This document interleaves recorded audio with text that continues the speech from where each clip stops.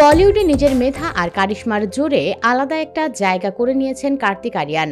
কোনো গডফাদার ছাড়াই ইন্ডাস্ট্রিতে প্রতিষ্ঠা পাওয়া এই তরুণ অভিনেতা আজকের প্রজন্মের অন্যতম প্রিয় তারকা।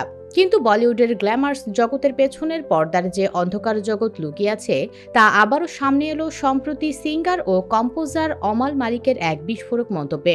এক সাক্ষাৎকারে অমল মালিক দাবি করেন কার্তিক আরিয়ানকে इनडायरेक्टली या डायरेक्टली कार्तिक आर्यन के साथ भी ट्राई करते लोग। বলিউড থেকে সরিয়ে দেওয়ার পরিকল্পনা চলছে বহু বছর ধরে। বলেন কার্তিককে নিয়ে অনেক বড় বড় প্রযোজক ও প্রভাবশালী অভিনেতারা উঠে পড়ে লেগেছেন। তারা চান না এমন একজন বহিরাগত তারকা মেধা ও পরিশ্রমের জোরে সফল হোক, ঠিক যেভাবে সুশান্ত সিং রাজপুতের বিরুদ্ধেও ষড়যন্ত্র করা হয়েছিল। অমল আরও বলেন বলিউডের আসল রূপ এখন আর লুকানো নেই। যারা ক্ষমতার শীর্ষে তারাই নিয়ন্ত্রণ করতে চান কে কাজ পাবে কে হারিয়ে যাবে।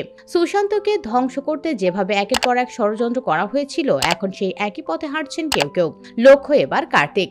এই বক্তব্য সামনে আসতেই চাঞ্চল্য ছড়িয়েছে নেট দুনিয়ায়। উদ্বেগে কার্তিক ভক্তরা অনেকে সোশ্যাল মিডিয়ায় প্রশ্ন তুলেছেন, বলিউড কি আবারও একই ভুলের পথে হাঁটছে? অমলের এই অভিযোগ নিঝুঁকি এক শিল্পীর আবেগ নাকি সত্যি এর পেছনে গভীর চক্রান্ত রয়েছে, সেই প্রশ্নই এখন ঘুরপাক খাচ্ছে বলিউড প্রেমীদের মনে।